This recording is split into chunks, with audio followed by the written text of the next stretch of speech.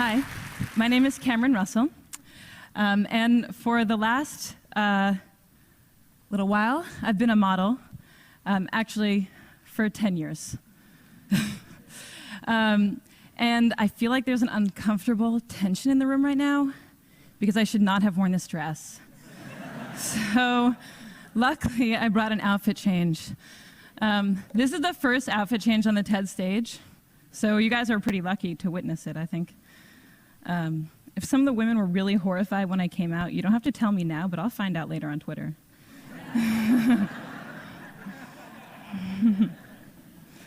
I'd also note that I'm quite privileged to be able to transform what you think of me in a very brief 10 seconds.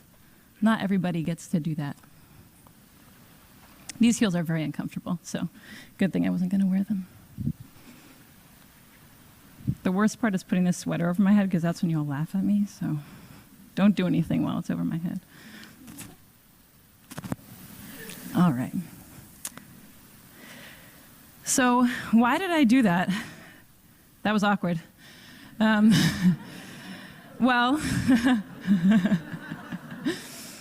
hopefully not as awkward as that picture.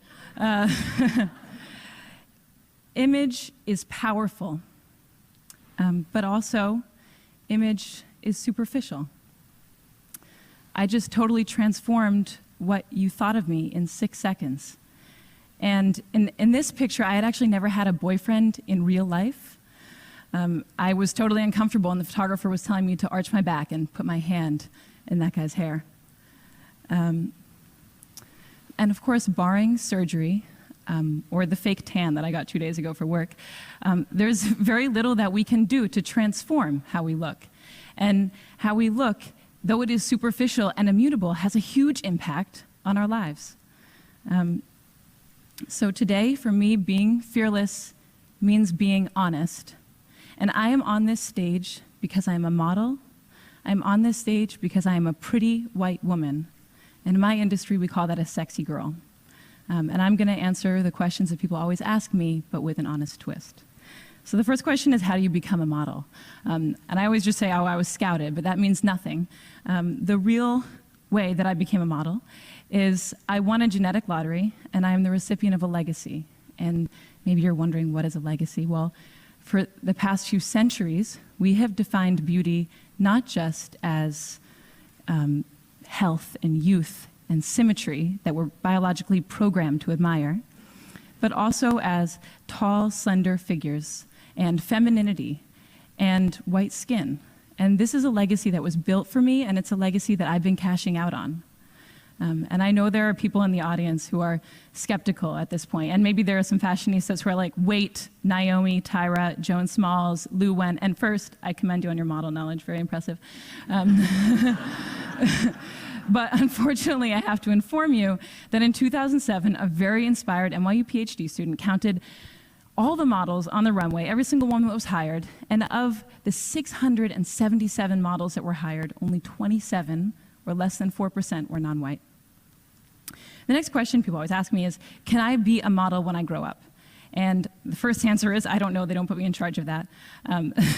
But the second answer, and what I really want to say to these little girls, is why? You know, you can be anything. You could be the President of the United States, or the inventor of the next internet, or a ninja cardiothoracic surgeon poet, which would be awesome because you'd be the first one. If after this amazing list, they still are like, no, Cameron, I want to be a model, well, then I say, be my boss, because I'm not in charge of anything, and you could be the editor-in-chief of American Vogue, or the CEO of H&M, or the next Stephen Meisel. Saying that you want to be a model when you grow up is akin to saying that you want to win the Powerball when you grow up. It's, you know, out of your control, and it's awesome, and it's not a career path. I will demonstrate for you now 10 years of accumulated model knowledge, because unlike cardiothoracic surgeons, it can just be distilled right into right now. So if the photographer is right there, and the light is right there like a nice HMI, and the client says, Cameron, we want a walking shot, well, then this leg goes first, nice and long, this arm goes back, this arm goes forward, the head is at 3/4, and you just go back and forth. You just do that. And then you look back at your imaginary friends, 300, 400, 500 times. It will look something like this. Hopefully less awkward than that one in the middle. I don't know what happened there. Unfortunately, after you've gone to school and you have a resume and you've done a few jobs, you can't say anything anymore. So if you say you want to be the president of the United States, but your resume reads underwear model 10 years, people give you a funny look. The next question people always ask me is, do they retouch all the photos? And yeah, they pretty much retouch all the photos, but that is only a small component of what's happening. This picture is the very first picture that I ever took, and it's also the very first time that I had worn a bikini. And I didn't even have my period yet. I know we're getting personal, but I was a young girl. This is what I looked like with my grandma just a few months earlier. Here's me on the same day as this shoot. My friend got to come with me. Here's me at a slumber party a few days before I shot French Vogue. Here's me on the soccer team and in V Magazine. And here's me today. And I hope what you're seeing is that these pictures are not pictures of me, they are constructions. And they are constructions by a group of professionals, by hairstylists and makeup artists and photographers and stylists and all of their assistants and pre-production and post-production. And they build this. That's not me. Okay, so the next question people always ask me is, do you get free stuff? I do have too many 8-inch heels, which I never get to wear, except for earlier. But the free stuff that I get is the free stuff that I get in real life, and that's what we don't like to talk about.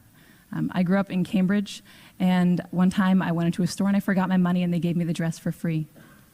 When I was a teenager, I was driving with my friend who was an awful driver, and she ran a red, and of course, we got pulled over.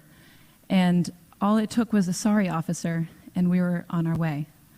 And I got these free things because of how I look, not who I am. And there are people paying a cost for how they look and not who they are.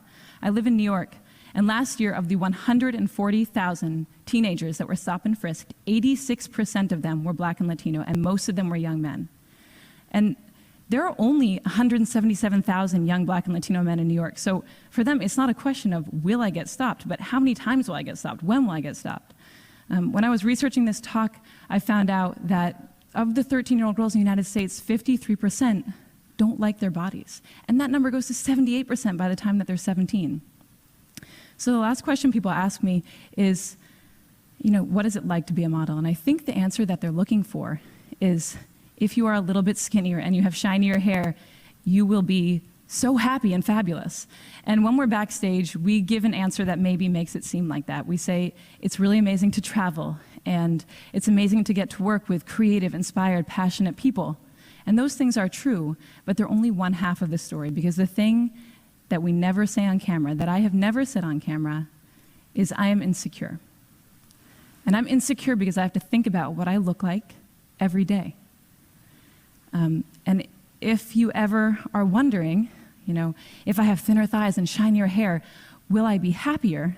You just need to meet a group of models, because they have the thinnest thighs and the shiniest hair and the coolest clothes, and they're the most physically insecure women probably on the planet. So when I was writing this talk, I found it very difficult to strike an honest balance, because on the one hand, I felt very uncomfortable to come out here and say, look, I've received all these benefits from a deck stacked in my favor. And it also felt really uncomfortable to follow that up with, and it doesn't always make me happy. But mostly, it was difficult to unpack a legacy of gender and racial oppression when I'm one of the biggest beneficiaries. But I'm also happy and honored to be up here, and I think that it's great I got to come, before 10 or 20 or 30 years had passed and I'd had more agency in my career, because maybe then I wouldn't tell the story of how I got my first job, or maybe I wouldn't tell the story of how I paid for college, which seems so important right now.